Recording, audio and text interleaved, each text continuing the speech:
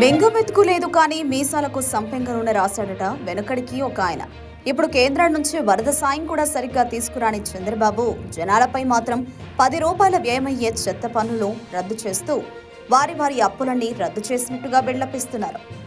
నేటి నుంచి ఏపీలో చెత్త పన్ను రద్దు చేస్తున్నట్లు సీఎం చంద్రబాబు తెలిపారు. గాంధీ జయంతి సందర్భంగా మచిలీపట్నంలో నిర్వహించిన స్వచ్ఛతే సేవా కార్యక్రమం ఆయన మాట్లాడుతూ ఎక్కడా చెత్త పన్ను వసూలు చేయవద్దని ఆదేశించారు. స్వచ్ఛ ఆంధ్రప్రదేశ్ ధ్యేయంగా ముందుకెళ్లాలన్నారు. ప్రతి ఒక్కరూ స్వచ్ఛ సేవకులు కావాలని సూచించారు. భవిష్యత్తులో రోడ్లపై చెత్త ఉండకూడదని సీఎం తెలిపారు.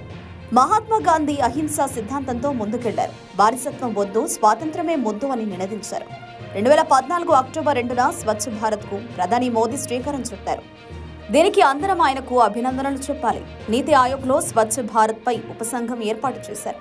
దీనికి నేను చైర్మన్ గా ఉన్నాను. చెత్త నుంచి సంపద సృష్టించే కార్యక్రమానికి శ్రీకారం చుట్టాను. 2 లక్షలకు పైగా వ్యక్తిగత మరుగుదొడ్లు నిర్మించాం. ఏపీని ఓడీఎఫ్ రాష్ట్రంగా మార్చాం. రాష్ట్రంలో 2019లో వచ్చిన ప్రభుత్వం వ్యవస్థలను చిన్నాభిన్నం చేసింది. రోడ్లపై 85 లక్షల మెట్రిక్ టన్నుల చెత్త కుప్పలుగా పేరుకుపోయింది. ఏడాదిలోపు చెత్త మొత్తం శుభ్రం చేయించాలని పురపాలక మంత్రి నారాయణను ఆదేశించారు. స్వచ్ఛ ఏపీ ధ్యేయంగా ముందుకెళ్లాలి. 2029 నాటికి లక్ష్యాన్ని చేరుకోవాలన్నారు.